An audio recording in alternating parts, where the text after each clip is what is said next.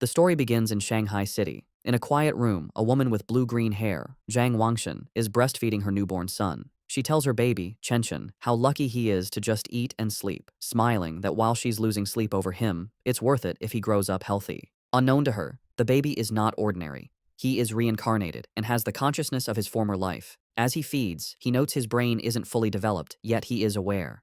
A blue, game-like status screen appears, identifying him as Lin Zichen, 33 days old, with a biological level of ordinary Tier 1.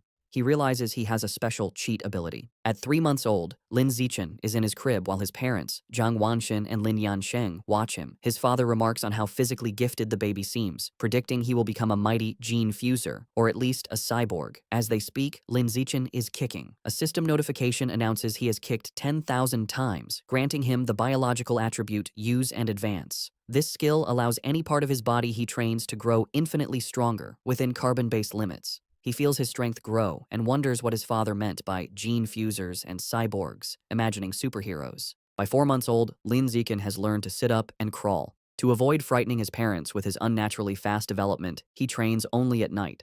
Each time he crawls, his system rewards him with points. A month later, at 5 months old, he has mastered walking. At 6 months, he can finally sit up and crawl in front of his parents without it seeming too strange. While watching television, a news report on aberrant beasts shows gene fusers and cyborgs joining forces to fight them. For the first time, Lin Zichen understands this world is vastly different from his old one. He learns this Earth has mutated, giving rise to terrifying creatures called aberrant beasts. To fight them, humanity developed 2 paths. The first is mechanical ascension, where humans modify their bodies with technology to become powerful cyborgs.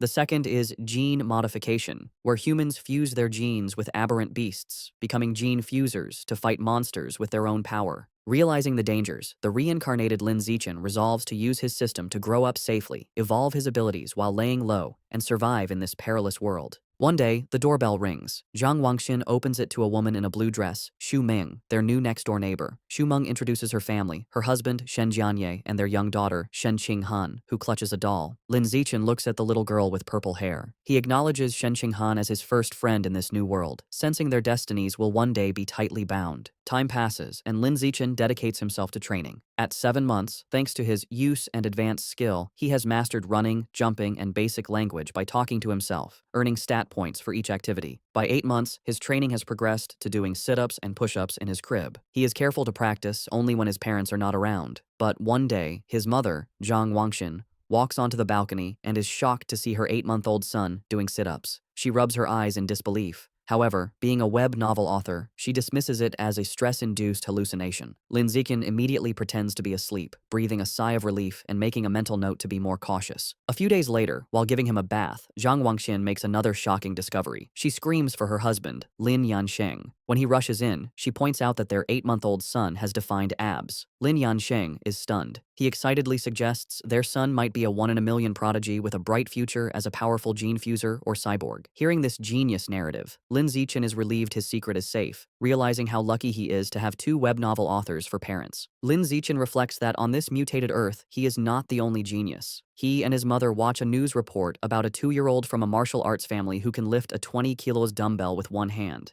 Zhang Wangxin pulls her son close, proudly stating that her Chenchen is just as amazing. Lin Zichen is touched by his mother's confidence and wonders if he'll also be able to lift 20 kilos when he turns 2. By the time Lin Zichen turns 2, his training has paid off. He has kept a low profile while secretly developing his strength, easily lifting a 20 kilos weight with one hand in the storage room. His session is interrupted when his mother calls that Han Han, Shen Qinghan's nickname, is here to play. Startled, he puts the weight down and goes out. He opens the door to find Shen Qinghan, now also 2, offering him a tart.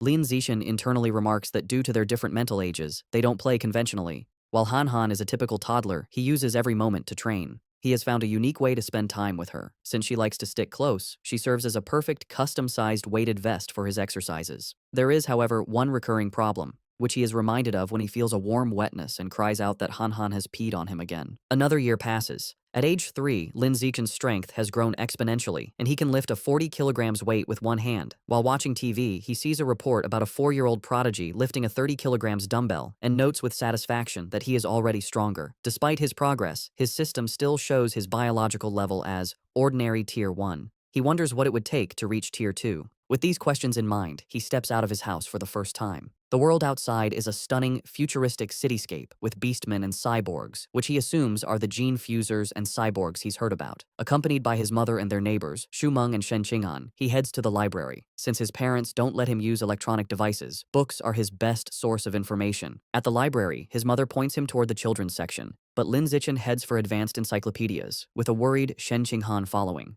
The mothers watch in confusion. Shumeng asks why he likes these books, and Zhang Wangxin guesses it's his genius genes.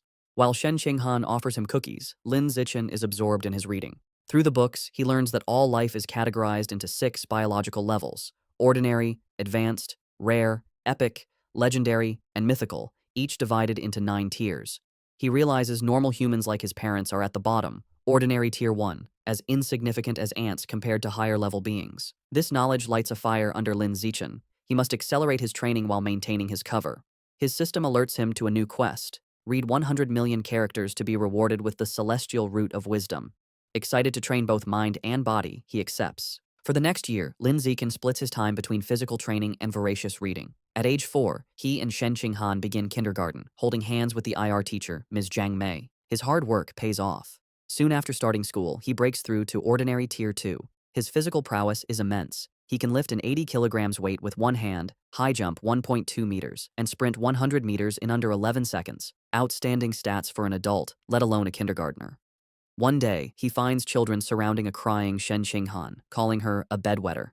Seeing his friend bullied, he knows he must act. He leaps dramatically into the center of the bullies. He glares and unleashes a terrifying threat. If anyone bullies Han Han again, he will pee on their bed every day. The childish but menacing threat works. The bullies burst into tears, vowing never to return to kindergarten. Shen Qinghan looks at her protector with admiration. This act unlocks a new achievement, the title of Kindergarten Kid King, and a new series of quests. He is delighted he can work on multiple quests at once. Half a year later, he completes his reading quest. Having read 100 million characters, he is awarded the Celestial Root of Wisdom, granting him a perfect eidetic memory and peak human learning ability. Time flies, and soon he and Shen Qinghan are almost 7, posing for their kindergarten graduation photo. Even during vacation, Lin Zichen does not rest, now strong enough to train with a massive 200-kilo barbell. During the vacation, his abilities reached new heights. He could leap over 2 meters high and had broken the 8-second barrier in the 100-meter dash with a time of 7.98 seconds. His mind was just as sharp. Boosted by his new attribute, he had already finished most of the elementary school curriculum. His new life began at Sunshine Elementary School. Because he was already self-studying advanced subjects, academic competitions were easy. He effortlessly took first place at the National Elementary School Academic Competition, just to unlock his title as quickly as possible. Whenever he had free time, he would give Shen Qinghan private tutoring. Though not an exceptional talent, she was diligent.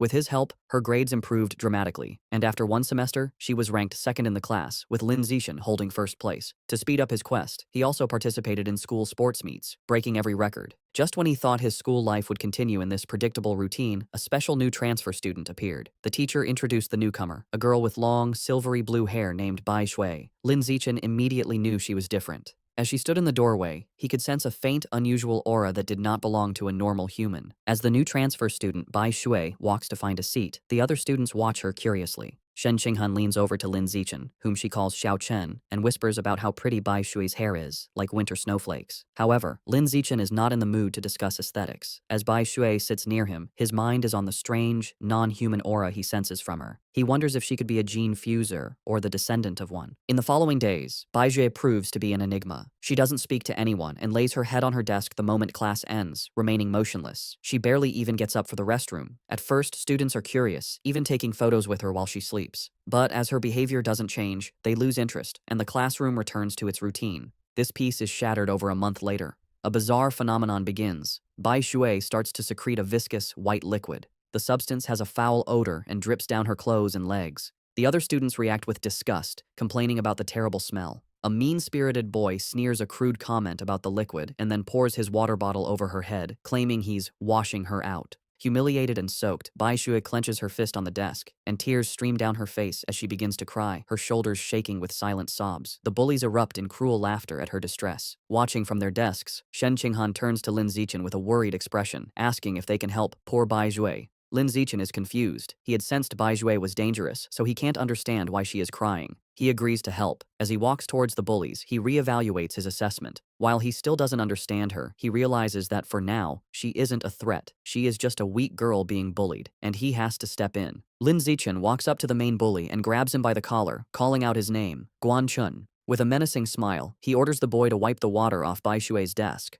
Guan Chun is terrified and stammers that he'll wipe it up right away. The other bullies know they are in trouble. Lin Zichen is notorious at school for being skilled at both academics and fighting. Not even 6th graders dared to mess with him. Knowing it's better to comply, they quickly grab tissues and clean up the mess. Once the desk is clean, Lin Zichen's gaze sweeps over the group. He commands everyone involved to apologize to her immediately. The bullies, sweating and terrified, quickly comply. They line up before her desk and bow their heads, offering apologies and promising never to bully her again. With the bullies gone, Bai Xue looks up, her eyes still tearful. She gratefully thanks both Lin Zichen and Shen Qinghan. Shen Qinghan puts a comforting hand on Bai Xue's shoulder, telling her that classmates are supposed to help each other. From that day on, Shen Qinghan makes it her mission to befriend the quiet, white-haired girl, always dragging Lin Zichen along. The three begin spending their free time together. Shen Qinghan is especially kind, always sharing her tastiest snacks with Bai Xue first. During one of these moments, as Shen Qinghan offers her a treat, Bai Xue hesitates. She looks at them and asks if they aren't disgusted by her because she smells so bad. She explains she's sorry for not trusting them, but since she was little, she has always been ostracized by everyone. Having someone be nice to her feels so unreal that she thinks she must be dreaming. Bai Xue looks up in surprise when Shen Qinghan tells her firmly that this is not a dream. Shen Qinghan smiles gently and says she knows what it's like, so she would never be disgusted by her. She declares that as long as Bai Xue is willing, they will be friends forever, pulling a slightly exasperated Lin Zichen into the promise. Overcome with emotion, Bai Xue tightly hugs Shen Qinghan. Tears of gratitude stream down her face as she thanks them for their kindness. After composing herself, she tells them she wants to give them a gift in return. She holds out a necklace with a pair of beast fangs, explaining it was a birthday present from her mother. She gives it to them, hoping it can be a symbol of their friendship. Shen Qinghan enthusiastically agrees, and the three children stand together in the schoolyard as the sun sets, joyfully declaring they will be friends forever. However, just as their newfound friendship was solidified, the unexpected happened. One day, Shen Qinghan is stunned to learn that Bai Xue has transferred out of the school. Lin Zichen confirms it, revealing that he saw her filling out the withdrawal papers. He flashes back to watching from the principal's office doorway.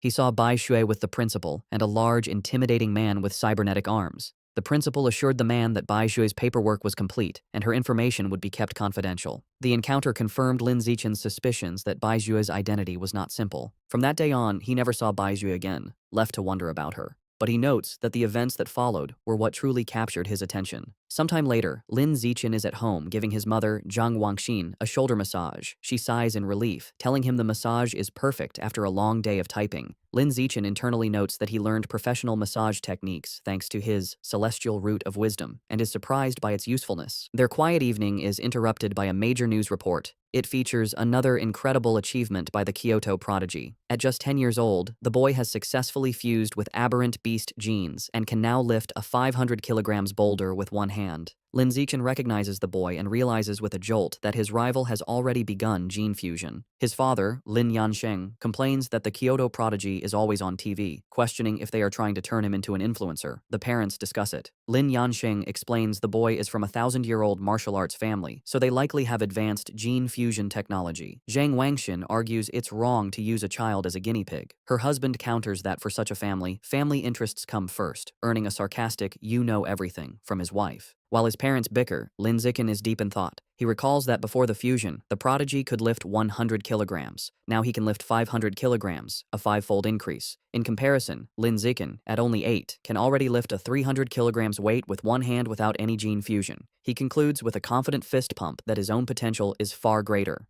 His confidence was soaring, but that feeling was short-lived. The next news report taught him the true meaning of fear. Breaking news shows a city in a neighboring country completely devastated by a massive explosion. The report states that based on footage, the attack was carried out by giant, aberrant rats. The screen shows horrifying images of monstrous rats swarming the ruins, capturing a screaming woman in their massive jaws, and then brutally devouring her. The news report continues, confirming heretics were responsible for the aberrant rat attack, fanning the flames from the shadows. At a press conference, an official from the devastated Sakura country pleads for international aid, explaining the heretics are a shadowy cult manipulating the beasts. Watching the news, Lin Zichen learns the cult is an anti-human organization of traitors who serve the aberrant beasts for their own gain. He feels relieved to be born born in a powerful, stable country, giving him a safe place to grow stronger while laying low. His thoughts are shattered by sonic booms outside. He rushes to the window and pulls back the curtain to see a squadron of heavily armed cyborgs flying through the night sky. He wonders why so many are being deployed, hoping nothing bad is happening.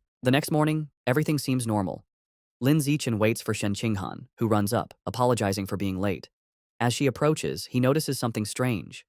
The beast fang necklace Bai Shui gave them, now worn by Shen Qinghan, emits a bright blue glow. He realizes the fang is from an aberrant beast and the source of the faint, non-human aura he'd sensed from her. The glow fades as quickly as it appeared, and the two don't think much of it. However, between the cyborgs and the fang's reaction, Lin Zichen feels that something bad is about to happen. On their way to school, a striking woman with long red hair in a black dress leans against a lamppost, watching them. She comments on what adorable kids they are and steps in front of them, asking if they are brother and sister. Shen Qinghan proudly corrects her, explaining they are childhood best friends. The woman smiles wistfully, remarking how she wishes she had a childhood friend too. Then, her expression turns sinister. She leans in, eyes glinting, and asks why they're going to school alone and where their parents are. As Shen Qinghan begins to answer, Lin Zichen quickly grabs her hand, cutting her off. He pulls her along, stating they're going to be late, leaving the mysterious woman behind. Once a safe distance away, he gently scolds Shen Qinghan, reminding her not to talk to strangers. She nods. After school, Lin Zichen leads them through a deserted alleyway. Shen Qinghan nervously comments on how creepy it is. Lin Zichen explains the area is scheduled for demolition, and everyone has already moved out. Their walk is interrupted by a familiar voice. The red-haired woman from the morning appears, commenting on how they are finally out of school. She's not alone. A large, muscular man named Sheng is with her. The woman tells Sheng she's got the kids over here. Lin Zichen is alarmed. He had deliberately chosen a different route, but she had somehow followed them. The woman tries to lure them closer with a sweet voice, offering them treats. Her accomplice, Sheng, grows impatient. He tells her to stop talking and just knock the kids out so they can get it over with. Without another word, Sheng rushes toward them with a cloth, shouting he's in a hurry to sell them for cash. As he closes in, Lin Zichen shoves Shen Qinghan out of the way and squares up to face him. He clenches his fist and throws a powerful punch with all his might. The blow connects squarely with Sheng's face, stopping the larger man in his tracks. The immense force sends Sheng flying backward down the alley with a pained cry. The red-haired woman watches in utter disbelief, shocked that an elementary schooler could send a grown man flying. On the ground, Sheng coughs up blood, stunned. With Sheng down, Lin Zichen turns to the red-haired woman. Before she can react, he lands a solid punch to her midsection, followed by a powerful uppercut that knocks her unconscious. Standing over the defeated kidnappers, his expression hardens. He picks up a nearby brick, his intentions grim. He reasons that with no cameras in the deserted alley, he must finish them off. If they live, his superhuman powers will be exposed, ruining his plan to lay low and grow stronger. Just as he is about to deliver the final blow, the ground trembles violently. A powerful earthquake shakes the alley, catching them off guard. A moment later, a massive, clawed hand smashes through a nearby building wall. A monstrous giant aberrant rat emerges from the dust and rubble, towering over them. The beast ignores the children and looms over the unconscious woman, but instead of devouring her, it decapitates her with a swift swipe of its claws. The rat then picks up her severed head as Shen Qinghan screams in terror. Recognizing the danger, Lin Zichen scoops the horrified Shen Qinghan into his arms. He tells her it's a giant aberrant rat and they have to get to safety.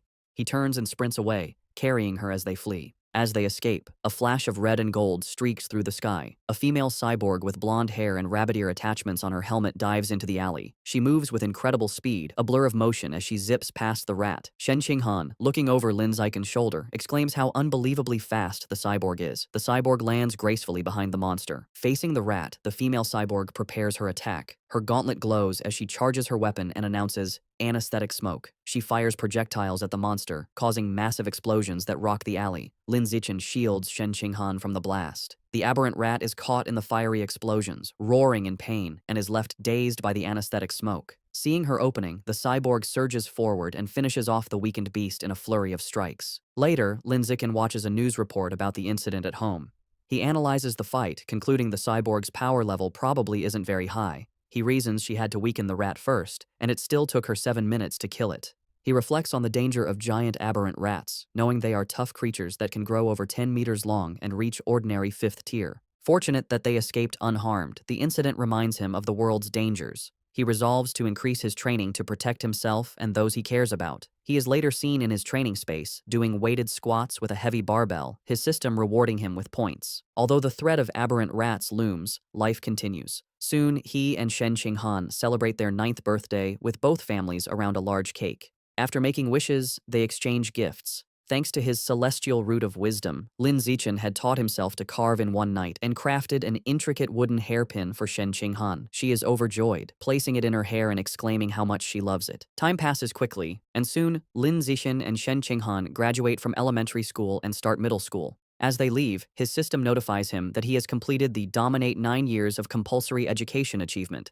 unlocking the Kindergarten Kid King and Elementary School Top Dog titles. He becomes excited to unlock the Middle School Overlord title next, which will grant him the Survival of the Fittest attribute. During the break, he sticks to a high-intensity training regimen. His training includes 1,000 push-ups with a massive boulder on his back, granting him huge stat boosts. His hard work pays off. Just before school begins, after a 10 kilometers run, his system announces his biological level has broken through to ordinary 3rd tier. His physical attributes increase dramatically. He can now lift 700 kilograms with one hand, has a vertical jump of 4 meters, and can run the 100-meter dash in 6 seconds. As his power grows, he wonders what level the Kyoto prodigy has reached. Coincidentally, a news story airs on TV the night before school starts. The report reveals the now 14-year-old prodigy has fused with giant ant genes and can lift a 2,000 kilograms alloy block with one hand. Lin Zichen calculates that since giant ant genes increase strength by a factor of 4 to 8, the prodigy's true lift without the gene enhancement is only around 500 kilograms.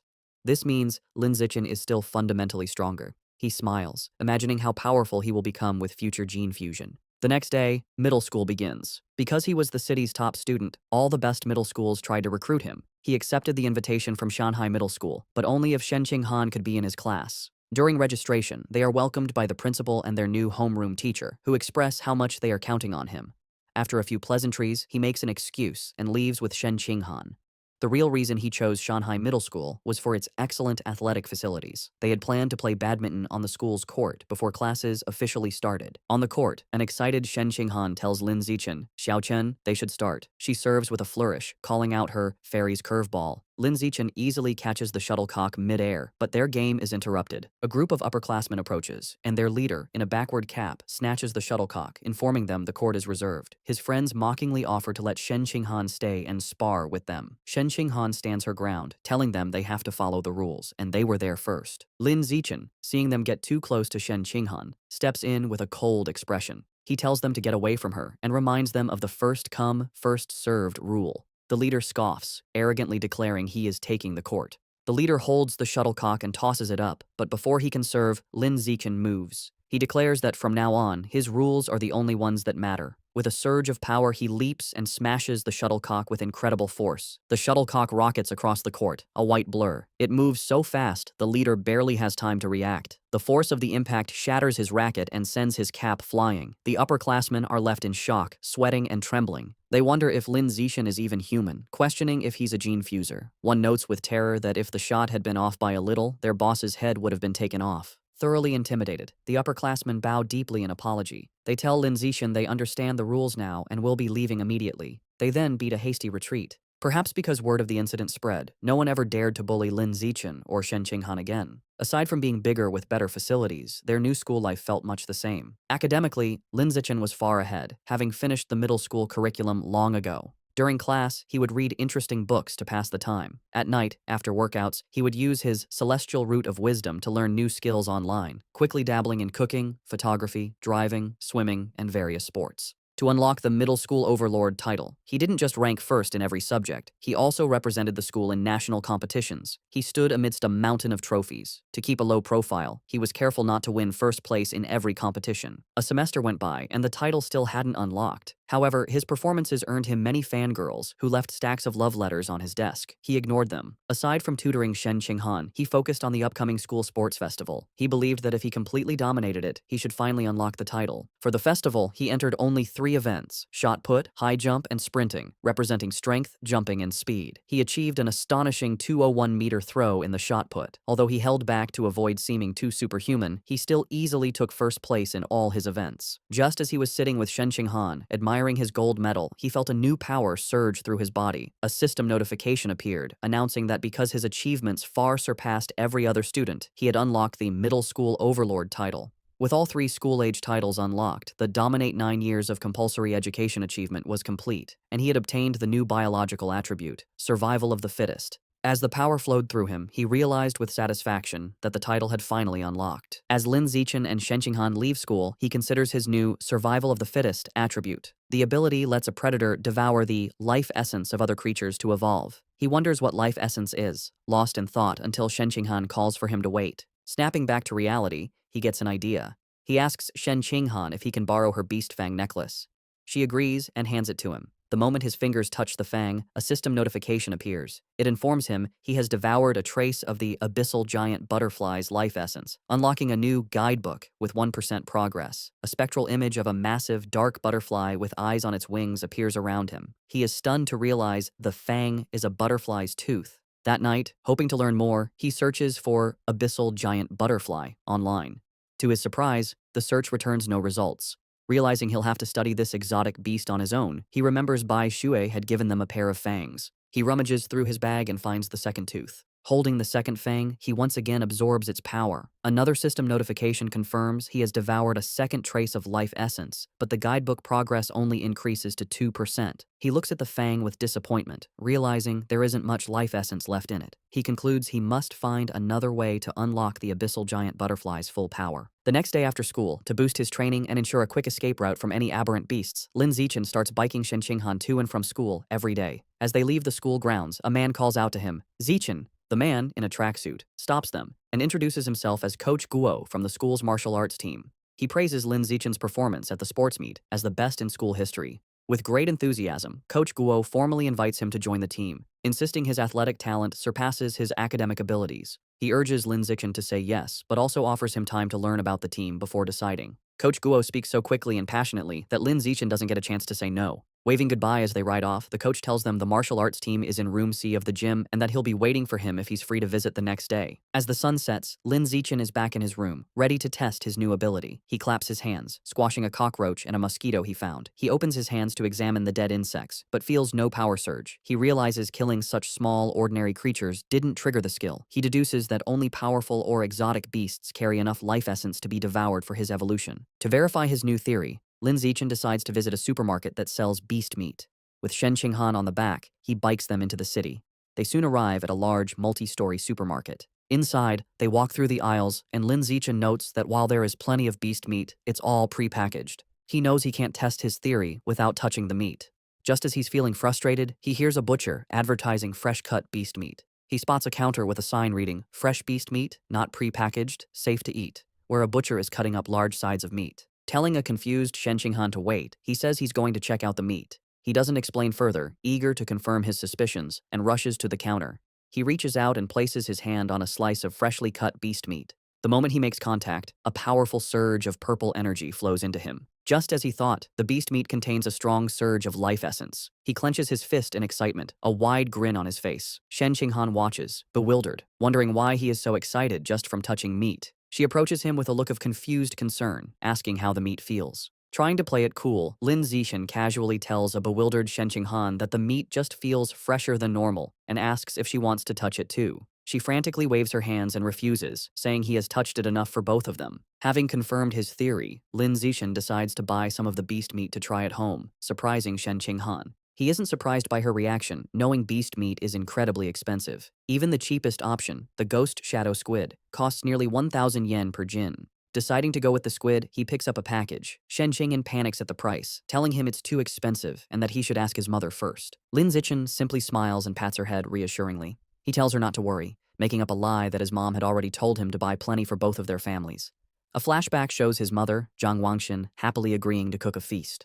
Internally, Lin Zichen admits that while sharing is part of his plan, his other, more important reason is to test if he can absorb life essence through consumption, as he worries direct absorption might spoil the meat. At the checkout, he buys 3 packages of the ghost shadow squid for a hefty 29.94 yen. The female cashier thanks him. As they leave, Lin Zichen thinks about how expensive the meat was, wondering when they'll be able to afford it again. By the time they finish shopping, it is after 9 p.m. Knowing the city has been chaotic lately, they decide to head straight home for safety. On the ride home, Lin Zichen can't stop thinking about his experiment. Unable to wait, he discreetly places his hand on the package of meat in the basket. He immediately feels a familiar surge of purple energy. His system confirms he has devoured a trace of the ghost shadow squid's life essence.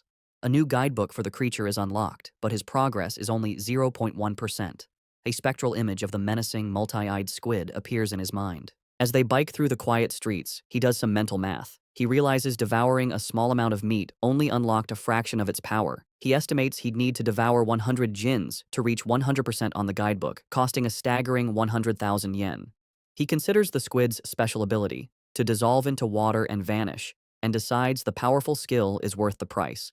His course is clear. He needs to make a huge sum of money, as he can't ask his family for that much. He then remembers his second reason for buying the meat, to test if absorbing its life essence would cause it to spoil. He glances at the package. It's been a while, but the meat looks perfectly fresh. He grins, delighted that absorbing the essence doesn't ruin the meat. As he continues to absorb its power, his progress bar for the squid climbs to 3%. His concentration is broken when Shen Qinghan shouts a warning. He slams on the brakes, screeching to a halt just inches from a couple in the bike lane, and apologizes. He scolds himself for not watching where he was going, then wonders why the lane is so crowded. Shen Qinghan points ahead. They see a tense standoff. A muscular, red-haired man is holding a woman hostage at knife point. Shen Qinghan recognizes the hostage in terror as their teacher, Chow Mei. The man shouts threats at the crowd. The area is surrounded by police officers, who try to de-escalate the situation through a megaphone. The police captain holds back an officer, Ah Bing, telling him not to shoot recklessly. The captain explains the target is too close to the hostage and using her as a shield, making a clean shot impossible. The officer suggests sleeping gas, but the captain rejects it, fearing it would provoke the suspect before it could take effect. While the police hesitate, Lin Zichen decides to act. He discreetly picks up a small rock from the pavement and flicks it with incredible speed and precision.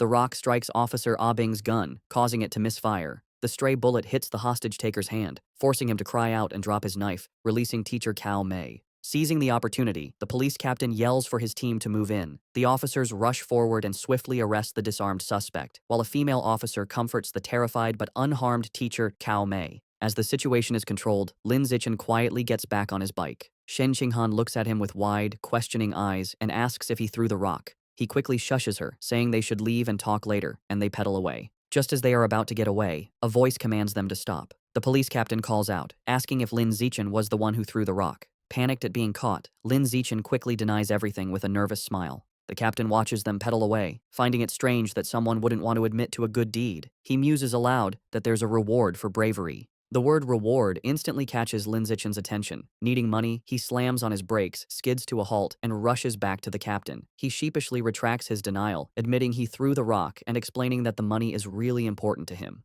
The captain tells him to come to the station to make a report, promising to help him apply for the reward. After informing their families, Lin Zichen and Shen Qinghan prepare to head to the police station. He assumes everything will go smoothly, but as the police lead the cuffed suspect away, something goes horribly wrong. The suspect's face begins to twist grotesquely. The police realize with horror that he's a heretic and is mutating into a giant aberrant rat right before their eyes. The monster breaks its cuffs and goes on a rampage, swiping its massive claws at the officers. The police captain gets on his radio, ordering all forces to open fire but to protect the civilians. The officers unload their weapons, but the bullets have no effect. A frantic report comes in, identifying the heretic as having fused with Rat King genes and calling for immediate backup. Realizing the danger, Lin Zichen apologizes, grabs both of them and pulls them away, urging them to run. He is relieved the monster isn't chasing them, but knows they need to get away fast. As they flee, a new figure streaks down from the sky in a purple aura. It's a female cyborg in sleek, futuristic armor. She lands a powerful blow on the giant rat, sending it staggering backward. Hovering in the air, the cyborg, a woman with short, dark purple hair, begins to charge a laser cannon in her chest. With a command to fire, she unleashes a massive, devastating beam of purple energy that engulfs the mutant rat. The creature roars in agony as it is completely disintegrated, leaving nothing but scorched remains. Lin Zichen watches, stunned by the cyborg's incredible power. With the threat gone, teacher Cao Mei and Shen Qinghan breathe sighs of relief. Lin Zichen, however, is more concerned about his bike, noting with relief that the blast didn't hit it, which would have been a huge financial loss. Just as the tension subsides, he has a sudden realization. He looks into the bike's basket and sees the expensive ghost shadow squid meat has spoiled, giving off a foul smell. He now understands his initial theory was correct. Absorbing the life essence causes the meat to spoil, but there's a delay. Holding up a limp tentacle, he realizes he needs an excuse and decides to blame the fight and the now-deceased heretic. Putting on a dramatic show, he throws the spoiled tentacle down, loudly blaming the heretic and the cyborg's attack for roasting the meat. Teacher Cao Mei comforts him, saying what matters is that they're all safe. Although they plan to go home, at the captain's request, they end up riding with the security team to the station. They didn't expect to be transported in the same van as the heretic's remains. After the laser blast, all that was left was a pile of scorched flesh on a gurney, and the smell was intense. As he sits in the foul-smelling van, another thought strikes Lin Zichen. He remembers that the beast fangs from Bai Shui still contained life essence long after the creature was dead. A new possibility dawns on him. Could there be life essence left in this corpse as well? And if so, could he devour the corpse's Rat King gene for himself? Sitting in the police van, Lin Zichen wonders how much of the Rat King gene he can devour from the heretic's scorched corpse. Deciding to find out, he discreetly reaches his hand towards the remains. The moment he makes contact, he feels a powerful surge of red energy. His system confirms he has devoured a trace of the giant mutant rat's life essence, unlocking its guidebook with an impressive 5% progress. He is shocked by how much he absorbed and realizes the freshness of the source is directly proportional to the amount of life essence he can obtain. The escorting officer, Ah Bing, notices his movement and tells him to sit still. Lin Zichen quickly claims he just needed to stretch. Later, at the public security office, he knows that while Ah Bing was easy to fool, the security captain is sharper. The captain informs Lin Zichen that he has applied for his bravery reward, but then questions him more seriously. He asks how a middle schooler, at such a distance and in poor lighting, managed to so precisely hit the heretic's knife hand with a rock. Lin Zichen gives a vague answer, claiming it's because he often trains his right hand. The odd response leaves the captain speechless. Their conversation is interrupted when Shen Qinghan calls out that her auntie is here. Lin Zichen is surprised to see his parents rush into the station. His mother runs towards him in a panic, calling his name with a terrified expression. She throws her arms around him in a tight hug, asking if he's all right and telling him he scared her half to death. He tries to calm her, reassuring her that he's fine and even got a bravery reward.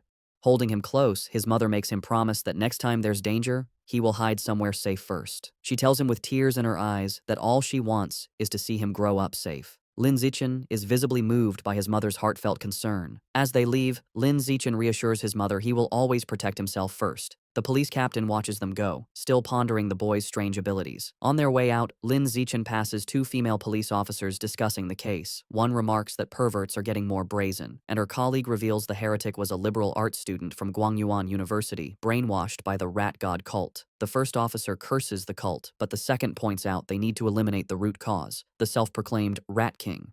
The name instantly catches Lin Zichen's attention. In the car home, he immediately starts researching the rat god cult on his phone. Surprised to find a ton of information, he learns the cult's main base is in Shanghai City, and most of its members are societal outcasts. He uncovers a shocking piece of information suggesting the Rat King wants to evolve into a higher life form and is forcing its followers to gather evolution materials. This leads him to a chilling question. Has the Rat King, an aberrant beast, already developed sentience? His thoughts are interrupted when he glances out the window and sees a giant rat, nearly the size of a cat, on the sidewalk. For a moment, he wonders if it's related to the Rat King, but quickly dismisses the idea, telling himself that in the South, cat-sized rats aren't that unusual. Shaking off the thought, he realizes how quiet Shen Qinghan has been.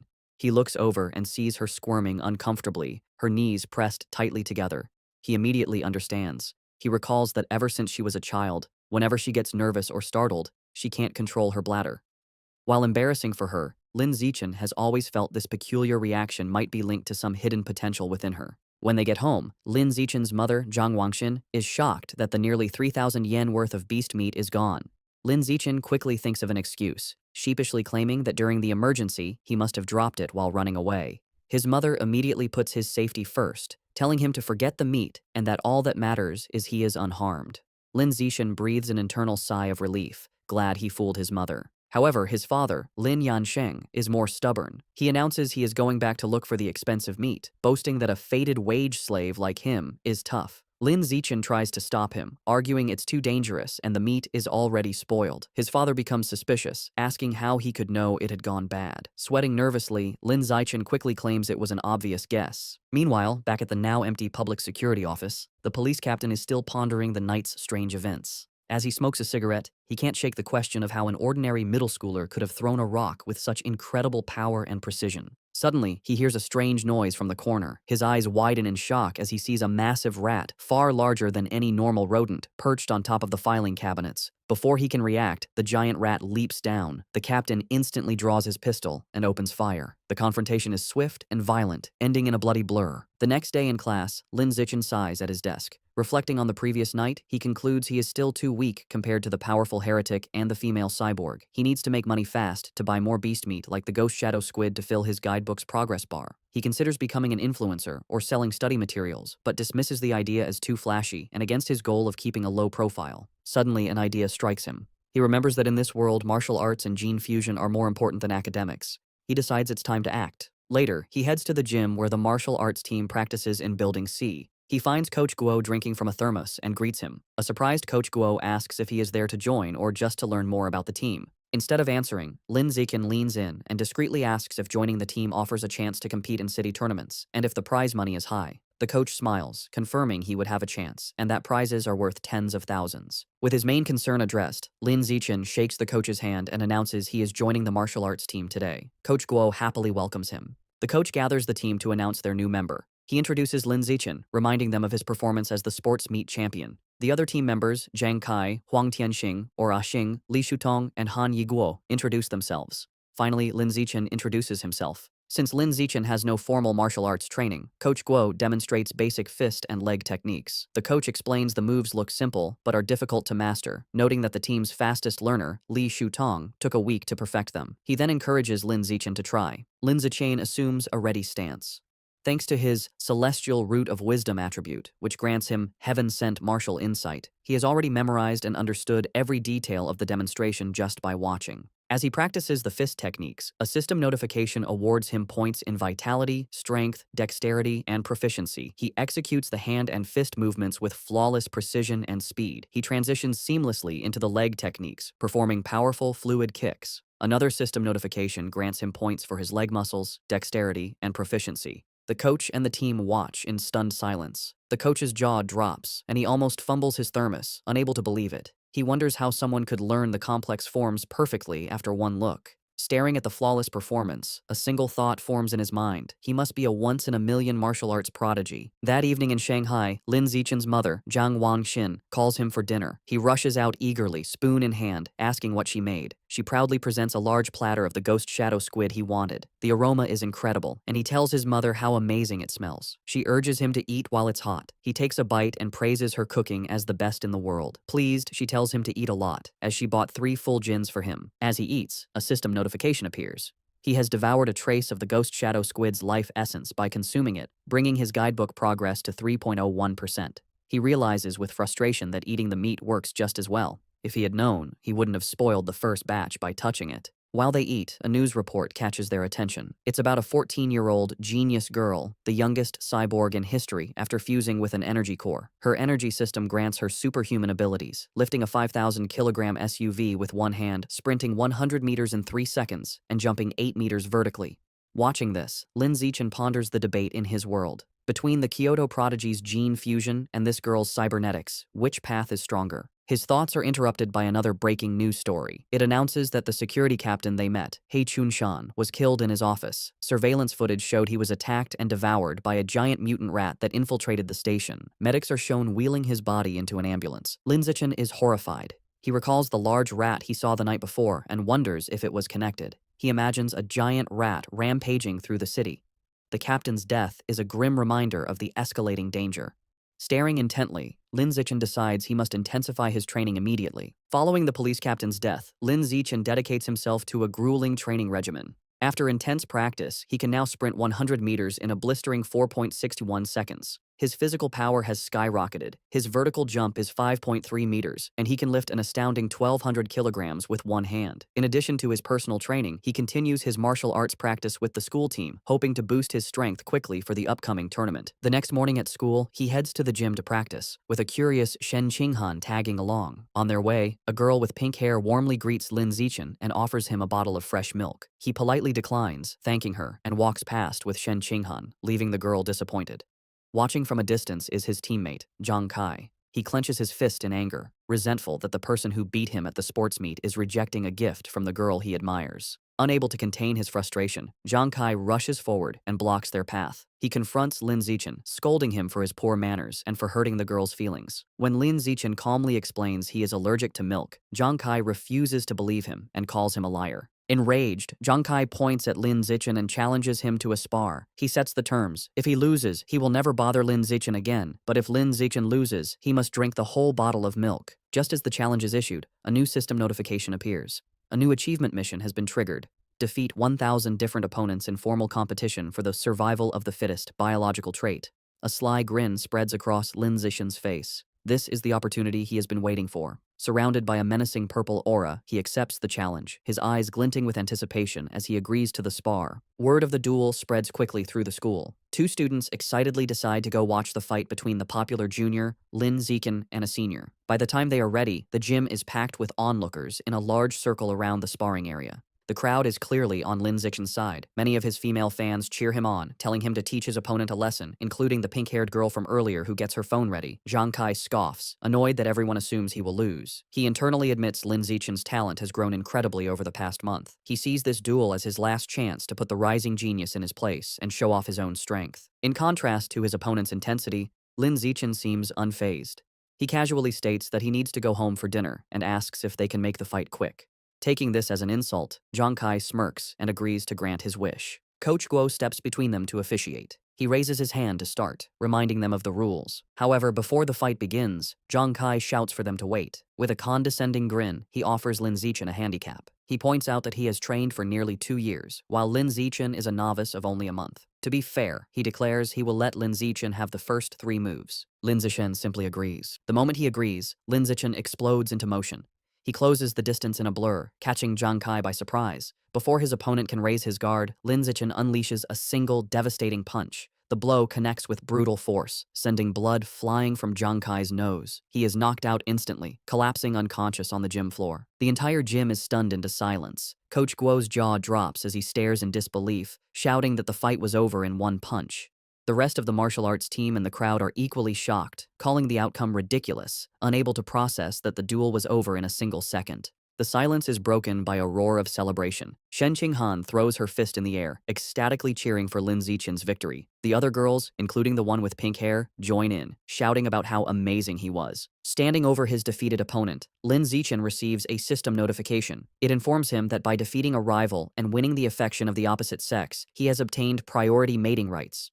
More importantly, his new mission progress is now 1,000. He reflects that he has a long way to go to unlock the natural selection attribute. To speed up his progress, he turns to the remaining, terrified members of the martial arts team. With a friendly but unsettling smile, he suggests they should all spar as well. The team members stare back, their faces pale with horror. Immediately, they all start making pathetic excuses. One has cram school, another's mother is waiting for dinner, while others pretend to feel sick. Before they can flee, Zhang Kai struggles to his knees. He refuses to accept his loss, furiously accusing Lin Zichen of a sneak attack and vowing to crush him in a rematch. Coach Guo steps in, telling Zhang Kai to accept his loss like a man. The coach then wonders aloud if the punch was just a lucky shot, deciding to test the theory on another team member named Xiao Lizi. Hearing his name, a spiky-haired boy freezes in terror. Though he assumes a fighting stance, he is clearly terrified, begging Lin Zichen for mercy and not to hit his face. 10 minutes later, the results are clear. Several martial arts team members are lying unconscious on the gym floor. Lin Zichen stands over them, noting he made sure not to go too hard on them and just exchanged a few blows. However, when he checks his system again, he is disappointed.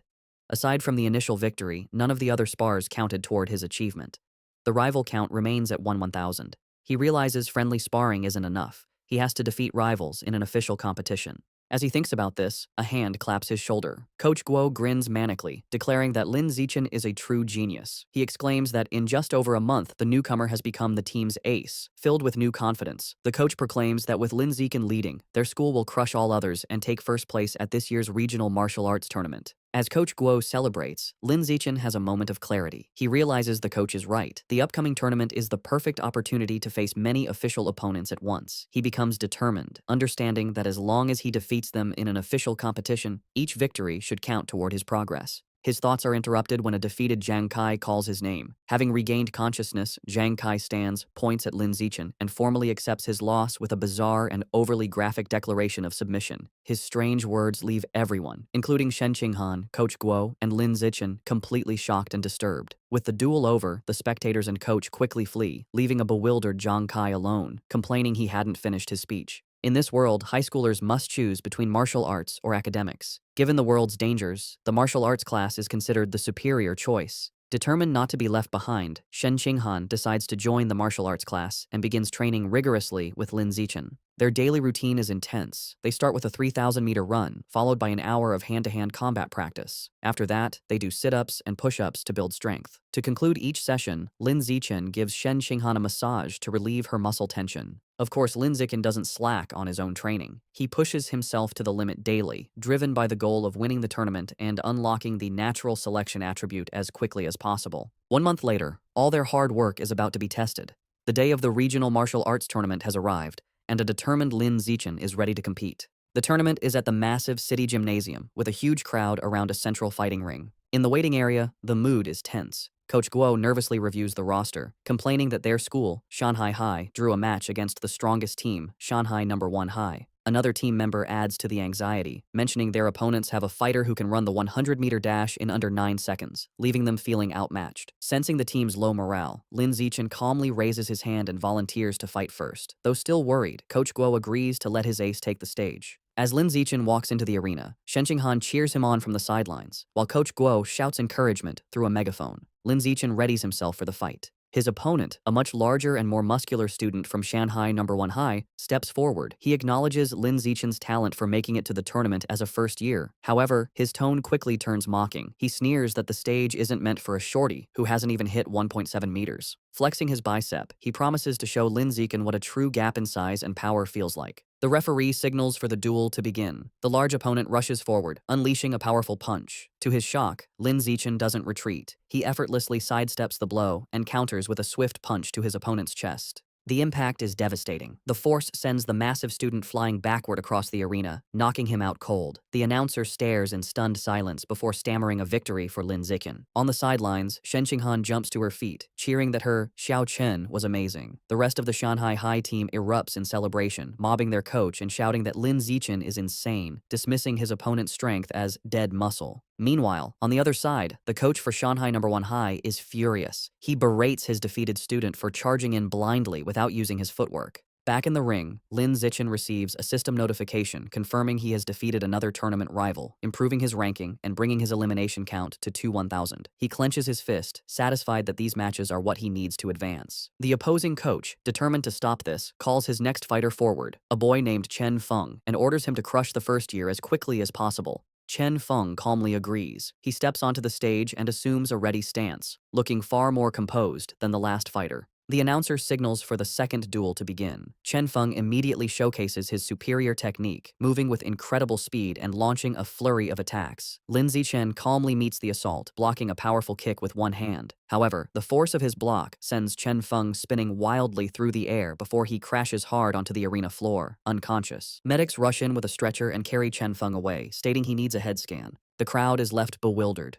They murmur among themselves, questioning what just happened and speculating that the student from Shanghai High must be insanely lucky. Some angry spectators shout that the tournament must be rigged, demanding a refund. However, the coach of Shanghai No. 1 High knows better. Clutching his head in despair, he realizes with dawning horror that this isn't luck. The first year from Shanghai High is the real deal. Back in the waiting area, the coach has a new strategy. He calls his next fighter, a spiky-haired boy named Gao Fei, and gives him strict orders to focus entirely on defense, warning him that he cannot afford to lose. Gao Fei, however, is brimming with confidence. He calmly tells his coach not to worry, assuring him he will win. As he walks to the ring, Gao Fei internally dismisses Lin Zichen's victories. He believes his opponent isn't strong and has only won through tricks. With his superior speed, running the 100-meter dash in under 9 seconds, and greater experience, he is certain he can't lose. The crowd is buzzing. Spectators discuss Gao Fei's reputation, marveling at his speed. One person mentions his father is a gene fusion user, explaining his enhanced abilities. The consensus is that Lin Zichen's impressive run is about to end, though they acknowledge his great potential. The announcer signals for the duel to begin. Ignoring his coach's instructions, Gao Fei immediately goes on the offensive, lunging at Lin Zichen with a powerful kick. He follows up with rapid strikes, unleashing his special technique, the flowing water-shattering rock fist. His coach watches in fury, shouting at his disobedient student for attacking. Gao Fei scoffs at defense, believing a genius like him doesn't need it. Meanwhile, Lin Zichen, easily evading the blows, finds the technique interesting and decides to learn it on the spot. Gao Fei grows frustrated as he can't land a single hit. He stops out of breath and demands to know how Lin Zichen is dodging his attacks. Unfazed, Lin Zichen calmly asks if he has any other moves, taunting him. Enraged, Gaofei unleashes another desperate barrage of punches. Seeing the same predictable moves, Lin Zichen decides the time for observation is over. He thinks, all right then, let's end this. He effortlessly dodges the final punch and counters with a single powerful kick to Gaofei's midsection, ending the match instantly. The crowd is once again left in stunned, speechless silence. The silence is shattered by thunderous cheers from the Shanghai High supporters. Coach Guo and Shen Qinghan are ecstatic, shouting that their Xiao Chen is a beast and celebrating his third consecutive victory. The rest of the tournament proceeds just as easily. The next few opponents are even weaker. He effortlessly defeats each one, and soon he has single-handedly wiped out all 5 fighters from the opposing team. Over the next 2 days, the story is much the same. He continues his dominant performance, taking down 2 more schools by himself. Thanks to his incredible display, he successfully leads Shanghai High to win the championship. He and his team proudly pose with their medals and trophy. However, as he checks his system, his rival count is only 1,100. He realizes with disappointment that at this rate, it will take years to unlock the natural selection attribute. Despite his slow quest progress, there is a silver lining. He didn't expect Coach Guo to be so generous, but he gets the bulk of the tournament prize money, a full 20,000 yuan. Combining this with prize money from academic competitions, he now has around 30,000 yuan. That money doesn't last long. He immediately spends it all at the supermarket on a massive supply of ghost shadow squid meat. For the next several weeks, he devours the expensive meat at every meal. After consuming 30 jin, his codex unlock progress for the ghost shadow squid reaches 33%. His intensive training and consumption of beast meat pay off. By his second year of middle school, he breaks through to the next level, advancing from ordinary Tier 3 to Tier 4. His physical abilities reach new heights. He can now effortlessly lift 1890 kilograms with one hand, jump 5.65 meters vertically, and sprint 100 meters in just 4.49 seconds. Time flies, and soon he and Shen Qinghan graduate from Shanghai's middle school division. However, when the high school entrance exam results are released, their paths seem destined to diverge. A heartbroken Shen Qinghan sits in her room, crying. She asks Lin Zichen why, after all her hard work, they can't go to the same high school anymore. He explains that while he ranked first in both liberal arts and martial arts, and her academic scores were excellent, her martial arts score wasn't high enough for the elite class at Shanghai High. As he comforts the crying Shen Qinghan, she asks what will happen now. He tells her the principal of Shanghai High is coming to his house, likely to recruit him, and asks if she will come. Feeling hopeless, she tearfully replies that it has nothing to do with her, as the principal is obviously only coming for him. Taking her hand, Lin Zichen pulls her up and leads her out of the room. He tells her not to worry. He has a plan. He reveals his one condition for staying at Shanghai High. Shen Qinghan has to be his deskmate. As promised, the principal of Shanghai High visits Lin Zichen's home. She, his mother, and Shen Qinghan discuss his future for several hours, with the principal expressing how much she wants him to stay at her school. As the meeting concludes, the principal stands to leave. As a final offer, she tells Lin Zichen that if he agrees to stay, she will grant any request he has. Taking the opportunity, Lin Zichen states his one condition. Shen Qinghan must be allowed to continue in the same class with him. The principal looks at the nervous Shen Qinghan and confirms her name. Without hesitation, she agrees. With a smile, she tells them both to report to Shanghai High together for the new school year. Overjoyed, Lin Zichen and Shen Qinghan thank her. With their high school future secured, Lin Zichen participates in his final junior high martial arts tournament. As expected, his overwhelming power easily leads his team to another championship. He decides to use the prize money to finally unlock the Ghost Shadow Squid Codex. He was only 20% away, and the new prize money was enough to max out the progress bar. Unsure what might happen, he travels to a secluded forest outside Shanghai for safety. Deciding not to waste time, he begins devouring the life essence from the last of the squid meat. A powerful blue energy surrounds him as a system notification confirms he is absorbing a large amount of essence. His eyes widen as he feels a final surge of power, and the Codex progress bar hits 100%. A new notification announces he has unlocked the Ghost Shadow Squid Codex and obtained a new biological attribute. Blessing of Liquid Affinity. The ability enhances his affinity with water, allowing him to move freely and even vanish in aquatic environments. However, as the power settles, he stands in the quiet forest holding the limp squid tentacles and feels his new ability is kinda underwhelming. Still feeling underwhelmed, Lin Zichen tests his new ability in a nearby pond. He finds his Blessing of Liquid Affinity has some benefits. He can soak for long periods without his skin wrinkling, and swimming is much easier with reduced water resistance. However, there are no other noticeable effects. He sits in the water and rationalizes that since the Ghost Shadow Squid is a low-tier beast, it's fair the ability isn't very powerful. He resolves that to get better attributes, he will either have to save up for higher grade beast meat or become strong enough to hunt powerful wild mutant beasts himself. The memory of the terrifying giant mutant rats strengthens his resolve, and he clenches his fist, determined to grow stronger. With less than a week before school begins, Lin Zichen's mother and Shen Qinghan's family decide to go on a trip. To better study his new liquid affinity, Lin Zichen suggests they go to the beach. As they stand in the ocean, Shen Qinghan shivers and complains the seawater is cold. Lin Zichen, however, feels perfectly at home. He tells her to ease into it and then dives into the water, swimming with incredible speed. As he moves, his system rewards him with stat points for swimming and diving. From the shore, a nervous Shen Qinghan calls out, asking him to teach her how to swim. Lin Zichen pops his head out of the water, suddenly remembering his childhood friend doesn't know how yet. He begins patiently teaching her the basics. Given her average athletic talent, he assumes she will struggle. However, Shen Qinghan proves him wrong. She excitedly exclaims that swimming is surprisingly easy and that she learned it right away, diving effortlessly. She swims gracefully and surfaces with a look of shock, surprised she can dive without any instruction. Lin Zichen watches in shock as a strange blue aura of water seems to emanate from her. After she surfaces, she excitedly tells him how amazing it feels. She notes that while opening one's eyes underwater usually stings, she feels no discomfort. In fact, she finds it cool and pleasant.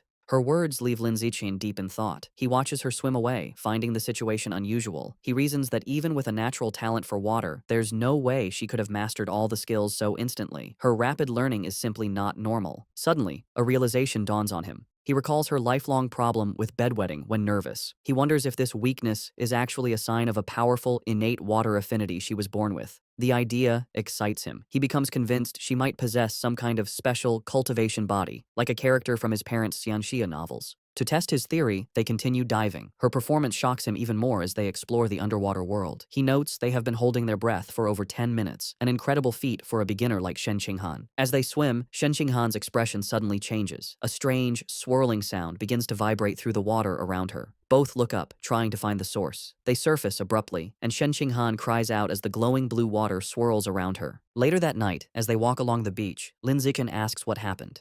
Shivering, she explains that underwater, she kept hearing strange and creepy sounds right by her ear. He comforts her and asks what kind of sounds. She tells him she couldn't understand the language, but it was a female voice that echoed non-stop until she surfaced. To help a frightened Shen Qinghan calm down, Lin Zichen brings her back to their hotel room. Later, he searches online for information about the strange female voice, but finds no results. Unsettled and unable to sleep, he uses his restless energy to train. As he performs 1,000 weighted sit-ups, he feels a sudden surge of power. A system notification announces his hard work has paid off. He has advanced to ordinary Tier 5. Surprised but pleased, he considers his new strength. He realizes that at Tier 5, he is powerful enough to rival a fully grown giant mutant rat. A determined glint appears in his eyes as he clenches his fist, confident that tearing the beasts apart with his bare hands is no longer impossible. Eager to test his new limits, he goes to the empty beach at night. The stat boost is immense. His 100-meter dash time has dropped to a mere 3.64 seconds, and his vertical jump has increased to an incredible 6.98 meters. To test his strength, he finds a nearby car and discovers he can now lift the 1,600-kilogram vehicle with one hand. With this new progress, his life moves forward. The vacation ends, and he and Shen Qinghan begin high school at Shanghai High. On their first day, they arrive early for class duty. Two new female classmates immediately recognize him, whispering excitedly about how handsome he is and how lucky they are to be on duty with him. While he is surprised his classmates know him, something even more unexpected happens. Simply performing class duty triggers a new system quest. The achievement requires completing 1,000 cooperative tasks for a new biological attribute, social animal. As he cleans the classroom with Shen Qinghan, he wonders what this new attribute will do. Since the school year has just begun, he takes the opportunity to visit the Mammoth supermarket after school. Now that he has unlocked the Ghost Shadow Squid Codex, he knows it's time to choose a new target for his ability. As he browses the expensive beast meat section, his eyes lock onto a new item. In one of the refrigerated cases is the packaged head of a savage giant eagle, priced at 1998 yuan per jin. An eager grin spreads across his face as he picks up the package, making his decision. This will be his next target. The savage giant eagle is a higher-tier aberrant beast than the ghost shadow squid. It has incredibly powerful vision, 30 times stronger than a normal human's, making it a formidable hunter that can precisely capture even the fastest prey. Back in his room, Lin Zichen examines the eagle meat. He concludes that unlocking its guidebook is a worthy goal, as its enhanced vision would provide a massive combat advantage. He also notes its price of 1,998 yuan per jin makes it one of the more affordable options. He places his hand on the meat, and a blue energy surrounds him as his system confirms he has devoured a trace of the savage giant eagle's life essence, unlocking 1% of its guidebook. After some calculations, he realizes that since 1 jin of meat provides only 1% progress, he will need to spend over 200,000 yuan to fully unlock the guidebook. He understands that high school tournament prize money is much higher than in middle school.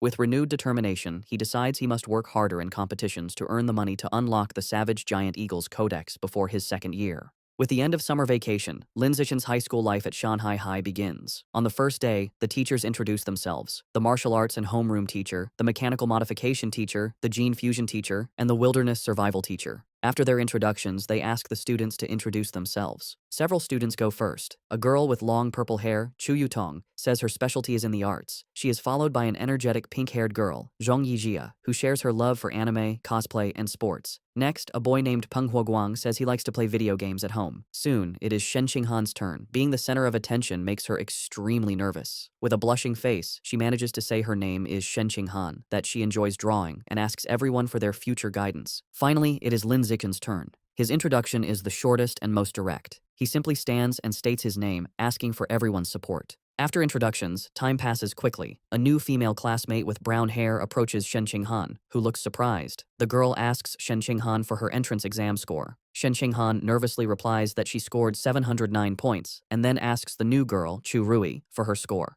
Chu Rui is impressed, exclaiming that Shen Qinghan's score is more than 10 points higher than her own 698. Chu Rui then asks about the physical fitness portion, admitting she only scored 95 out of 100. This question makes Shen Qinghan extremely uncomfortable. She stammers that her score wasn't as good, internally panicking because her score of 79 was so low she almost didn't make it into the elite class and feels too embarrassed to say it out loud. Not getting the hint, the persistent Chu Rui continues to guess if Shen Qinghan scored 94 or 93. Shen Qinghan, looking down in shame, quietly tells her it was even lower. Chu Rui continues guessing scores in the low 90s, making Shen Qinghan even more flustered. Suddenly, a hand slams down on the desk between them, startling Chu Rui. It's Lin Zichen. He smoothly leans in and asks the flustered girl if he can add her on WeChat. Surprised and thrilled that a handsome boy is giving her attention, she eagerly agrees. From her seat, Shen Qinghan breathes a sigh of relief, grateful that Lin Zichen saved her from the awkward conversation. Lin Zichen then turns to another male classmate, Hey Yu, and also asks to exchange contact information. After adding them, he creates a 4-person group chat. A system notification immediately confirms he has successfully created a group, completing another cooperative task. His progress for the social animal achievement is now at 2 out of 1,000. He reflects that this quest is surprisingly easy. After creating the group chat, the 4 new friends start to get to know each other. He Yu reveals he is from the neighboring Nanyuan city and comes from a prestigious martial arts family that runs a dojo. He even proudly mentions placing 8th in the Nanyuan City Youth Martial Arts Competition.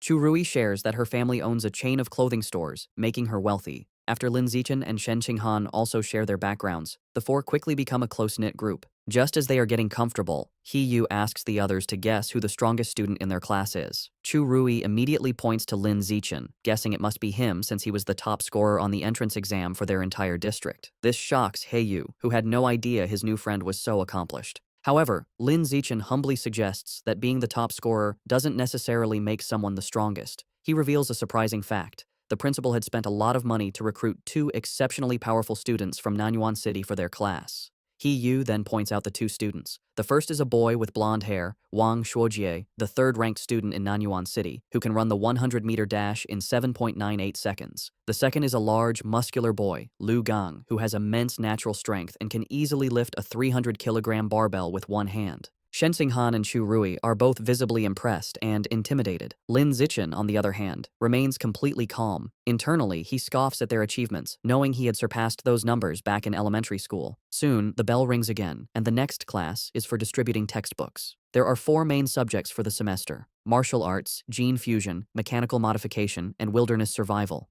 Since Lin Zichen had already self-studied all the material, he decides to use the free time to find a secluded spot to train. As he trains, his thoughts turn to the larger threats. He remembers the dangerous rat god cult is still active. The police have only captured some lower-level heretics, but the powerful Rat King, their leader, remains at large. This grim reality fuels his determination. He clenches his fist, resolving to increase his power as quickly as possible and reach at least tier 6, a level he believes will be strong enough to confront even the Rat King. The first practical class is Wilderness Survival. The teacher, Xu Chungbei, gathers the students in a wooded area and asks if any know how to make a fire by drilling wood. He Yu mutters, "It's a useless skill." To everyone's surprise, both Wang Shuojie and Lu Gang step forward and successfully start fires using the primitive method. The teacher is impressed and asks how they learned. Lu Gang explains he learned at a summer camp, while Wang Shuojie says he taught himself by watching videos online. After they are done, Lin Zichen easily teaches the same technique to his own small group, and they quickly master it. Later, in martial arts class, the teacher, Yao Yuanfeng, announces he will teach them a special breathing and cultivation technique. Once again, Wang Shuojie and Lu Gang loudly declare they have already learned it, showing off for the class. Though their demonstration is a bit clumsy, they manage. Lin Zichen, who already knows these skills, decides to maintain his low profile. In this way, over a month passes uneventfully. One day in mechanical modification class, the teacher, Kai Yuanfei, announces a test to check their progress. To motivate them, he reveals cash prizes for the top 3, 888 yuan for first, 666 for second, and 333 for third.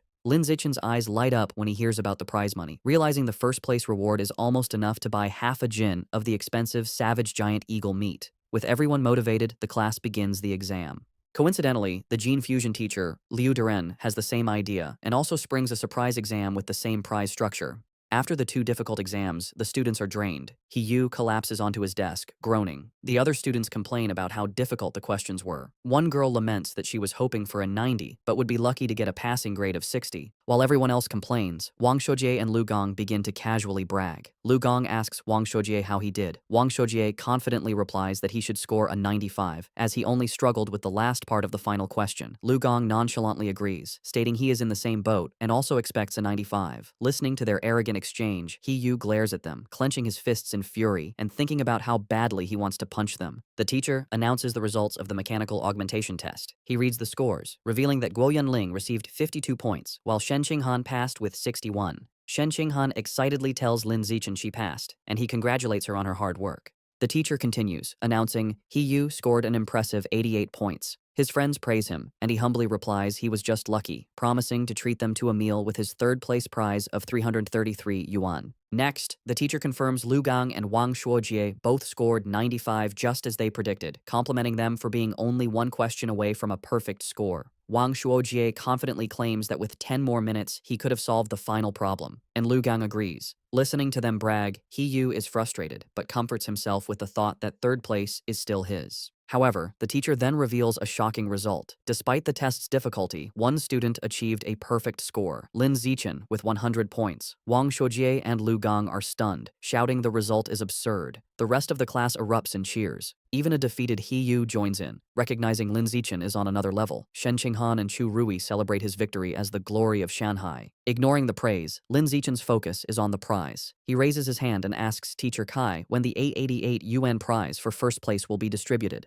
The teacher promises to send it later, internally finding Lin Zichen's intense focus on money strange. An hour later, the gene fusion exam results are announced. The teacher, Kai Yuanfei, reads the scores. This time, the non-Yuan duo did not perform as well. Lu Gang scored 81 and Wang Shuojie 83. Though still good scores, they are clearly disappointed. In contrast, Shen Qinghan achieves an excellent 78, placing her in the top 5, and she celebrates with Chu Rui. To the shock of his classmates, Lin Zichen once again secures a perfect score, effortlessly winning another prize. This second crushing victory deals a huge blow to the confidence of He Yu, Wang Shuojie, and Lu Gang, who are left demoralized. Unable to accept their defeat, Wang Shuojie and Lu Gang question how anyone could get full marks on such a difficult test, openly suggesting Lin Zichen must have known the answers in advance. The teacher, Kai Yuanfei, immediately shuts down their accusation, stating firmly that it is impossible. He explains that he personally designed every question, and the answers are not available online, making cheating impossible. The two are left speechless. Their classmates are not so kind. He Yu and Chu Rui laugh, mocking Wang Shuojie and Lu Gang for being sore losers. He Yu calls them a disgrace to Nanyuan City, and Chu Rui adds that uncultured, ugly people always cause the most trouble. After lunch, the practical exam for wilderness survival begins.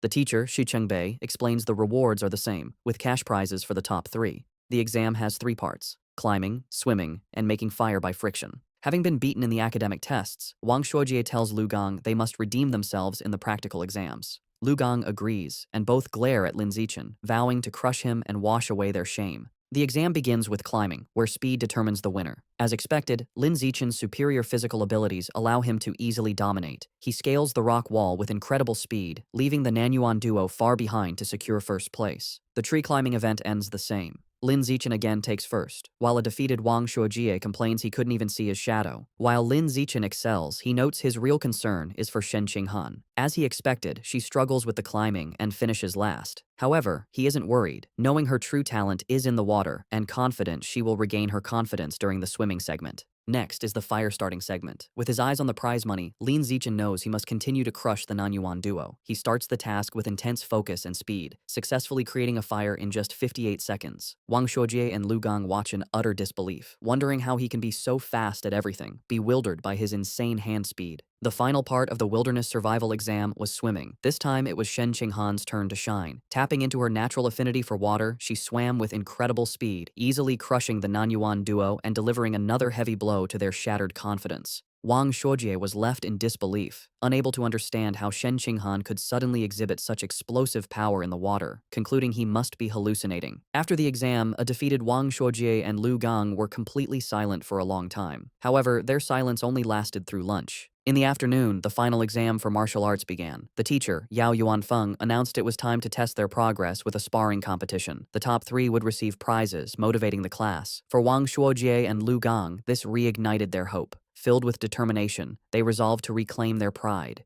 They reasoned this was martial arts class, where physical fitness and combat technique truly mattered. They believed if Lin Zichen was weak in martial arts, his other scores were meaningless. Before sparring, the teacher had everyone do a physical test as a warm-up, measuring their 100-meter sprint, one-hand barbell lift, and vertical jump. Lin Zichen, holding back to avoid being too flashy, still gave an incredible performance. He ran the 100-meter dash in 7.78 seconds and lifted a 330-kilogram barbell with one hand. His vertical jump was 2.18 meters, and he easily took first in all 3 events, making sure to only slightly beat the Nanyuan duo. They were once again left in utter shock. Wang Shuojie couldn't understand how Lin Zichen could be faster, while Lu Gang was baffled by how someone who didn't look muscular could be so strong. Trying to rally, Wang Shuojie reminded Lu Gang that failing the physical test didn't mean they would lose in sparring, as real combat also required technique. They convinced themselves their superior technique gave them a chance. After the test, everyone moved to the dueling area for the sparring matches. Eager to complete his survival of the fittest achievement, Lin Zichen stepped into the ring first. However, after his overwhelming display, no one dared to challenge him. Even Wang Shuojie and Lu Gang held back to observe first. Seeing the stalemate, the teacher intervened. He called out a student named Lu Wei and ordered him to spar with Lin Zichen. The two faced off, but the match was over before it began. To save time, Lin Zichen ended it instantly with a single devastating punch that sent Lu Wei flying. He then speed ran through the rest of his opponents, taking down every student in the class with the same brutal efficiency. Watching this, Wang Shuojie and Lu Gang are left in utter despair. Wang Shuojie realizes with horror that Lin Zichen is far stronger than they imagined, and probably wasn't going all out during the physical test. He wonders how anyone could compete with such a monster. Just as their spirits are crushed, He suddenly leaps into the ring, shouting Lu Gang's name. He points at Lu Gang, declaring he's warmed up and at his peak, and challenges him to a fight. Eager to vent his frustration, Lu Gang readily accepts. He reasons that while he may not be confident against Lin Zichen, he can certainly defeat He and vows to flatten him in 30 seconds. With a battle cry, He rushes forward, and the two clash in a fast exchange of blows. However, the fight is decided by the clear gap in their power. Lu Gang easily catches Heiyu's kick, uses his superior strength to swing him around, and then hurls him out of the ring. Heiyu crashes hard, defeated and vomiting. Standing victoriously, Lu Gang looks down at his defeated classmate. He offers a backhanded compliment, acknowledging Heiyu's physical technique is the best in their class, but smugly concluding that he is still better. After his victory, Lu Gang turns to see Lin Zichen approaching. Lin Zichen calmly issues a challenge for them to spar. Internally, he sees this as a perfect chance to make progress on his achievement quest. Fresh off his win and brimming with confidence, Lu Gang smirks and accepts, declaring he is not afraid. Lu Gang immediately goes on the offensive with a powerful punch. However, the gap in their abilities is apparent. Lin Zichen moves with blinding speed, effortlessly dodging the attack and leaving afterimages. Before Lu Gang can register what happened, Lin Zichen counters with a swift kick. The powerful blow connects squarely with Lu Gang's back, and he is sent flying out of the ring, defeated in a single blow. With both Nan Yuan duo members utterly defeated, the other students begin to taunt the last one standing. They shout at Wang Shuojie, asking if he's going to avenge his fallen bro, and telling him the pride of Nan Yuan now rests entirely on his shoulders. They jeer, telling him not to chicken out. Annoyed, Wang Shuojie snaps at the crowd to shut up, claiming he was already planning to fight. He rushes into the ring to face Lin Zichen. As he stands before his overwhelmingly powerful opponent, he steels his resolve, telling himself that what is meant to come will come, and he must find a way to defeat him. Determined to win, Wang Shuojie shouts that he's going all out and rushes at Lin Zichen with a furious attack. However, his effort is futile. Lin Zichen effortlessly stops the punch with one hand and counters with a single devastating blow that sends Wang Shuojie flying upside down. He crashes hard onto the gym floor, knocked out and foaming at the mouth, defeated as easily as everyone else. With the Nan Yuan duo taken care of, Lin Zichen proceeds to systematically take down the rest of the boys in the class one after another with the same effortless efficiency. After defeating all the male students, he checks his system. He notes that according to the survival of the fittest achievement rules, defeating the same person multiple times only counts once. This means his only remaining opponents in the class are the girls. He wonders if any of them will even be willing to spar with him. To his complete surprise, the girls are more than willing. A crowd of his female classmates gathers, blushing and eagerly making heart gestures, all wanting a chance to fight him. The first to volunteer is Chu Yutong, who excitedly raises her hand and challenges him. She leaps into the ring and attacks with surprising speed and agility. However, Lin Zichen is still on another level. He easily dodges her attack, leaving her to comment on his incredible speed. She gracefully lands, disappointed that she came so close but couldn't even grab him. Unexpectedly, after Chu Yutong's defeat, the other girls also volunteer to challenge him one by one. Of course, Lin Zichen holds back considerably when facing the girls. His main goal isn't to hurt them, but simply to win the official matches and complete his achievement as quickly as possible. Soon, Lin Zichen finishes sparring with all the girls in his class. While he has successfully defeated every student, he is still far from completing his achievement task. He is a bit disappointed, but his mood quickly changes when his teacher, Yao Yuanfeng, suddenly announces some good news. The teacher praises the class and tells them that as elite students, they must learn to challenge those above them. He then announces that in 1 month, their class will challenge the strongest regular class in the second year, and he expects them to be ready. Lin Zichen, who was just feeling frustrated about the lack of opponents to speed up his survival of the fittest achievement, is overjoyed. A new match has been delivered right to his door, a true blessing. After the teacher dismisses the class, a newly humbled Lu Gang approaches Lin Zichen. He admits he had underestimated the school and declares that from now on, he will consider Lin Zichen his rival for the next 3 years. Lin Zichen realizes that with the teacher's plan to constantly challenge other classes, completing his achievement within a year might not be impossible. Wang Shuojie also confronts him, vowing to wash away the humiliation of his defeat before they graduate. Lin Zichen, however, is more focused on the practical benefits. He calculates that he has earned over 3,000 yuan from the exam prizes alone. This excites him, as he can now use this money to buy more beast meat. He clenches his fist, completely ignoring the Nan Yuan duo, who are left fuming at his arrogant dismissal. That night, back in his room, he considers his financial situation. Although he earned some money from the rewards, it is still far from enough to buy all the beast meat he needs. To earn more money, he decides to follow in his parents' footsteps and registers as a web novel author, beginning his writing journey. Thanks to his celestial root of wisdom, his writing is exceptional. The next morning, he finds a contract invitation from the Yuwen platform in his messages. After signing the contract, a piece of news from that very day catches his eye. The report is about a terrifying incident just 2 hours ago. A giant mutant rat had attacked a frozen meat-cold storage facility on the outskirts of the city. The news report details the horrific attack. The mutant rat was over 5 meters long and so powerful that it bit a responding cyborg in half. In a final, desperate act, the captured cyborg activated its hidden backup energy core to self-destruct, taking the enemy with it. The resulting explosion was massive, blowing the giant mutant rat to pieces on the spot. Reading the news, Lin Zichen is horrified. He stares at an image of a monstrous rat, wondering with growing dread how many more of these giant mutant rats are hidden in Shanghai City. He also questions where such enormous creatures could possibly be hiding. The day of the sparring session against the strongest regular class of the second year arrives, and the students gather at the Shanghai High Gymnasium. Before the match, the teacher, Yao Yuanfeng, holds a strategy meeting with his top fighters. He warns them that while their top fighters are strong, the opposing class is stronger overall and will likely use defensive tactics to wear them down. He orders them to finish their fights as quickly as possible. The moment the meeting is over, Lin Zichen rushes towards the ring. Eager to defeat as many new opponents as possible to complete his survival of the fittest achievement, he volunteers to go first. His opponent, a tall girl with long blonde hair from the second-year class, steps into the ring. Seeing who she's up against, she immediately complains to her teacher, pointing out that the elite class has sent their strongest fighter out first. She claims she is the weakest student in her own class, and questions how she is supposed to fight him. Hearing this, teacher Yao Yuanfeng storms over to the opposing teacher, an older man he calls Brother Feng. He angrily accuses him of breaking the unspoken rules of class sparring, which dictate that the weakest students should fight first. He demands to know why the other teacher sent his strongest student to fight in the first match. To settle the dispute, teacher Yao orders Lin Zichen down from the stage, telling him he can go later and to let the weaker students go first. Lin Zichen reluctantly agrees and steps down. The teacher then points to Zhong Yijia and tells her to go first, but she is caught off guard and protests that she isn't ready.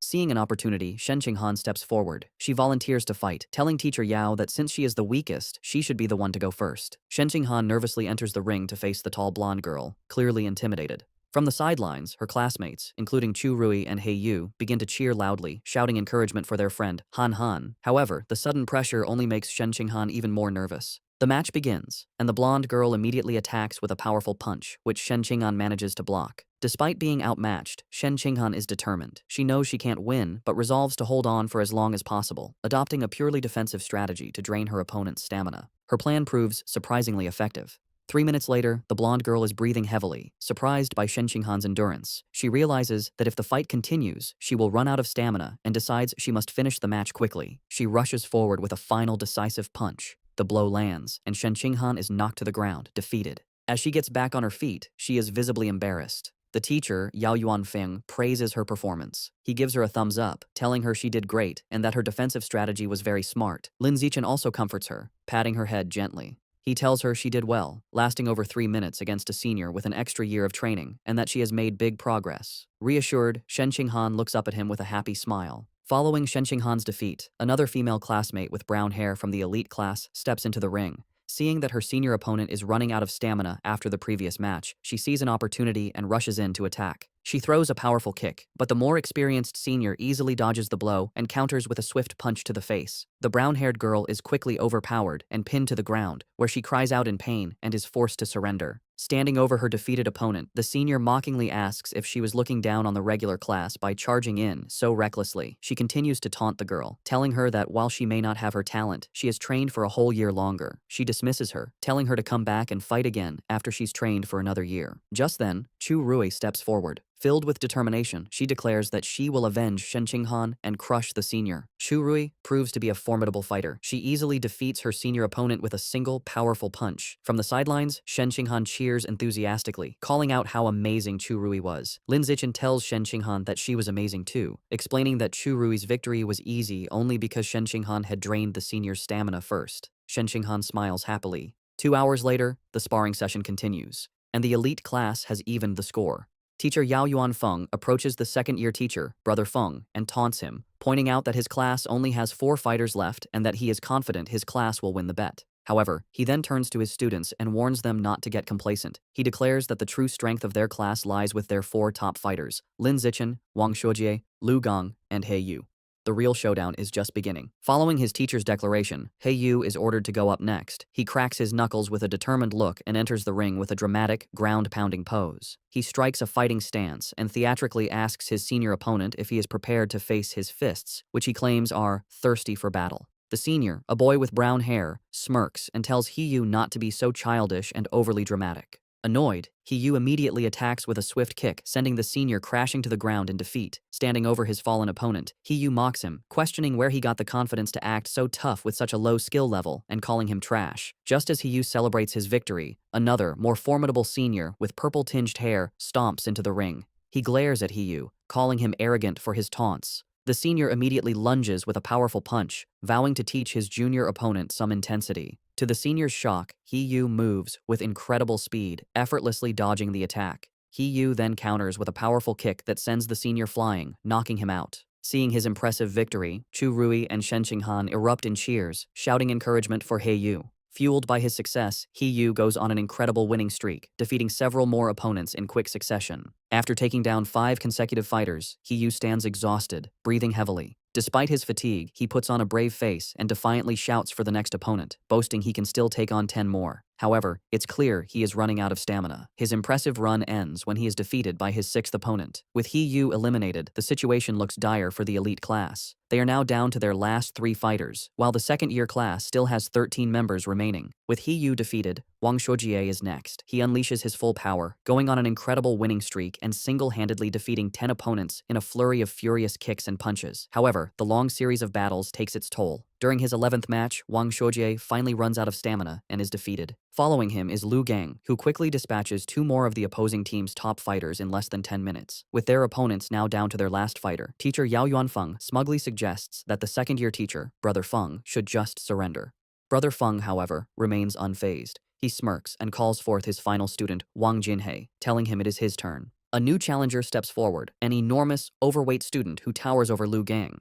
Despite his opponent's intimidating size, Lu Gang is not impressed. Dismissing him as just a slightly larger fatty, he rushes into attack, confident he can beat him. He lands a powerful punch on Wang Jinhei's massive belly, but to his shock, the blow has no effect. He feels as if he just punched solid rubber. He tries again, unleashing a rapid barrage of punches, but all his attacks are harmlessly absorbed by his opponent's thick layer of fat. Soon, Lu Gang is left panting and exhausted, realizing his attacks are useless. His opponent, who has not moved an inch, looks down at him with a calm expression. He asks if Lu Gang is finished, because now it is his turn. Before Lu Gang can react, Wang Jinhei grabs him by the neck with incredible strength. With a single, effortless motion, he throws Lu Gang out of the ring, securing the victory and leaving the elite class with only 1 fighter remaining. Stunned by such a powerful fighter, teacher Yao Yuanfeng exclaims that he doesn't remember the second-year class having such a strong student. The opposing teacher, Brother Feng, smirks and explains that Wang Jinhei is a new transfer student who just arrived this semester. He then smugly reminds teacher Yao about their bet, telling him it looks like he is going to lose and will have to buy dinner for the entire opposing class.